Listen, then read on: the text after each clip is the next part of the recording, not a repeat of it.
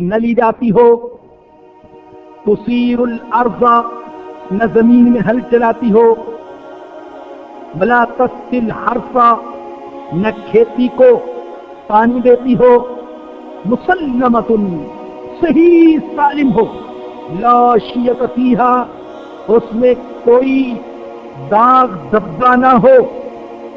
اللہ اکبر۔ یہ آخر میں فرمایا ایسی گائے ہو جس سے خدمت نہ لی گئی ہو، نہ کبھی اس نے ہل چلایا ہو، نہ کھیتی کو پانی دیا ہو، اور اس میں کوئی عیب بھی نہ ہو۔ واللہ عالم۔ بعض تفسیروں میں لکھے ہے کہ اسرائیلی عام طور پر عبادت کے لیے اسی طرح کی گائے کو منتخب کیا کرتے تھے، اور اللہ چاہتا تھا کہ اسی گائے کو ان سے ذبح کروایا جائے جس قسم کی گائے کو عبادت کے لیے منتخب کرتے ہیں۔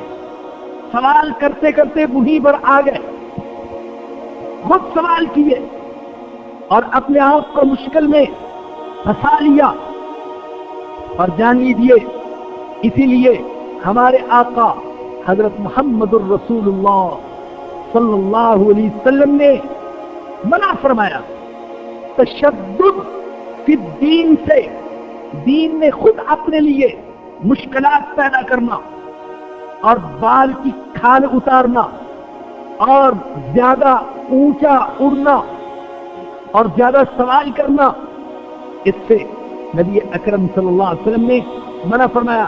بخاری اور مسلم میں حضرت ابو ہریرہ رضی اللہ عنہ سے روایت ہے، رسول اکرم صلی اللہ علیہ وسلم نے فرمایا ما نہیتکم عنہ فاجتنبوہ، میں نے جن کاموں سے منع کیا ان سے باز آ جاؤ، وما امرتکم بہ فأتوا منہ ما استطعتم، جن کاموں کا حکم دیا اپنی طاقت کے مطابق ان پر عمل کرو۔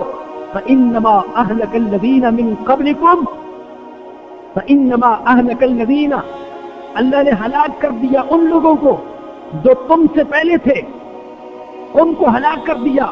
کس چیز کی وجہ سے؟ کس چیز نے ان کو ہلاک کیا؟ کثرت مسائلہم، زیادہ سوال کرنے میں، واختلاف انبیائہم، اور اپنے انبیاء کے ساتھ اختلاف کرنے نے ان کو ہلاک کر دیا۔ اور یہ روایت بھی بخاری اور مسلم میں ہے، نبی اکرم صلی اللہ علیہ وسلم نے فرمایا اللہ تمہارے لیے چند چیزوں کو نام کرتے ہیں، وہ کیا؟ وَكَرِهَ لَكُمْ قِيلَ وَقَالَ وَكَثْرَةَ السُّؤَالِ وَإِضَاعَةَ الْمَالِ، اللہ کیل و کال کو، خام خواہ کا بحث مناظرہ اور کثرت سوال اور مال ضائع کرنے کو اللہ منع کرتے ہیں۔ مثلا ایسی چیزوں کے بارے میں سوال جو اللہ نے بندوں سے پوشیدہ رکھی ہے، کوئی پوچھتا ہے روح کی حقیقت کیا ہے، تقدیر کا راز کیا ہے، تو اس طرح کے سوال کرنا یہ جائز نہیں، اور ضد کے طور پر، اناد کے طور پر، استہزاء کے طور پر سوال کرنا یہ بھی جائز نہیں، پہیلیوں جیسے سوال کرنا یہ بھی جائز نہیں، اور جن کی ضرورت نہیں، ان میں کوئی فائدہ نہیں، فرضی قسم کے سوال یہ بھی جائز نہیں، یا جس کے حلال اور حرام کے بارے میں شریعت خاموش ہے ان کے بارے میں سوال کرنا یہ بھی جائز نہیں۔ بعض لوگ ہوتے ہیں تفسیر میں بڑی گہرائی میں جانے کی کوشش کرتے ہیں، تعمق، تشدد، دور دراز کے اقوال تلاش کریں گے۔ عوامی سی بات بتاتا ہوں، ویسے تو بہت ساری مثالیں ہیں لیکن فوری طور پر یہی سن لیں کہ بعض حضرات کہتے ہیں کچھ لوگوں نے اس پر بحث کی، اصحاب کہف کے ساتھ جو کتا تھا وہ نر تھا یا مادہ تھا، اس کا رنگ کیسا تھا، کالا تھا یا سفید تھا، اور وہ شکاری تھا یا پالتو تھا، گھریلو تھا۔ عجیب و غریب قسم کے سوال جن کا کوئی فائدہ ہی نہیں، جن کی کوئی ضرورت نہیں، تو زیادہ گہرائی میں جانا اور ایسے سوال کرنا کہ معلوم ہوئے کہ یہ انسان نہیں ہے، کوئی فرشتہ ہے آسمانوں پر اڑنے والا۔ اللہ اکبر. قال انه يقول انها بقرة لا ذلول تثير الارض ولا تسقي الحرث مسلمة لا شية فيها. صحیح سالم ہو وہ گائے، اس میں کوئی داغ دبا نہ ہو. قالوا الآن جئت بالحق، کہنے لگے اب تم نے صحیح بات بتائی ہے، اب تم حق لے کر آئے ہو. معاذ اللہ، انداز دیکھیں، گویا کہ اللہ کے نبی نے جو پہلے بات بتائی تھی وہ حق نہیں تھی اور وہ صحیح نہیں تھی. طبیعت میں استہزاء، تمسخر اللہ کے حکموں کا، اللہ کے نبیوں کا. کہتے اب صحیح بات لے کر آئے ہو. فذبحوها، اللہ کہتے ہیں گائے کو ذبح کر دیا. وما كادوا يفعلون، ورنہ وہ ایسا کرتے معلوم نہیں ہوتے تھے. رویے سے تو ایسا معلوم ہوتا تھا کہ وہ گائے ذبح نہیں کریں گے، لیکن بہرحال انہوں نے ذبح کر ہی دیا. وَإِذْ قَتَلْتُمْ نَفْسًا، اور یاد کرو جب تم نے ایک شخص کو قتل کر دیا. فَادَّارَأْتُمْ فِيهَا، پھر تم اس کے بارے میں جھگڑنے لگے. یہاں گائے ذبح کرنے کا ایک دوسرا پہلو اللہ نے بیان کیا، یعنی اللہ کی قدرت کا اظہار. بعض تفسیروں میں واقعہ یہ لکھا ہے ایک شخص لا ولد تھا، اس کے بھتیجے نے اسے قتل کر دیا وراثت پر قبضہ کرنے کے لیے، اور پھر اس کی لاش اٹھا کر کسی اور کے دروازے پر ڈال دی. صبح آپس میں جھگڑا ہونے لگا، دونوں فریقوں نے اسلحہ نکال لیا. قریب تھا کہ لاشیں گرنے لگتی کہ بعض سمجھدار لوگ بیچ میں آئے. انہوں نے کہا لڑتے کیوں ہو، اللہ کے نبی موجود ہیں. حضرت موسیٰ علیہ السلام، ان کے سامنے معاملہ رکھو. حضرت موسیٰ علیہ السلام کے سامنے معاملہ رکھا تو آپ نے فرمایا گائے ذبح کرو اور گائے کے گوشت کا کچھ حصہ اس مردے کے ساتھ لگاؤ. چنانچہ انہوں نے ایسا ہی کیا تو وہ مقتول زندہ ہو گیا، اور اس نے زندہ ہو کر گواہی دی کہ میرا قاتل فلاں ہے. جس بات کو مخفی رکھنا چاہتے تھے اللہ نے اس کو ظاہر کر دیا. اور پھر انہی دنوں بعض لوگ مرنے کے بعد والی زندگی کے بارے میں شک کر رہے تھے اور جھگڑے کر رہے تھے. اللہ نے اس واقعے کے ذریعے سے بتا دیا کہ اگر میں ایک مرنے والے کو زندہ کر سکتا ہوں تو سارے مرنے والوں کو زندہ کر سکتا ہوں. وَإِذْ قَتَلْتُمْ نَفْسًا، اور یاد کرو جب تم نے ایک شخص کو قتل کر دیا. فَادَّارَأْتُمْ فِيهَا، پس تم اس کے بارے میں جھگڑنے لگے. وَاللَّهُ مُخْرِجٌ مَا كُنْتُمْ تَكْتُمُونَ، اور اللہ کو ظاہر کر دینا تھا جو تم چھپا رہے تھے. فَقُلْنَا اضْرِبُوهُ بِبَعْضِهَا، ہم نے حکم دیا مقتول کی ناش کو اس گائے کے ایک حصے سے ضرب لگاؤ. كَذَلِكَ يُحْيِي اللَّهُ الْمَوْتَى، اسی طریقے سے اللہ مردوں کو زندہ کرتے. وَيُرِيكُمْ آيَاتِهِ، اور تمہیں اپنی نشانیاں دکھاتے.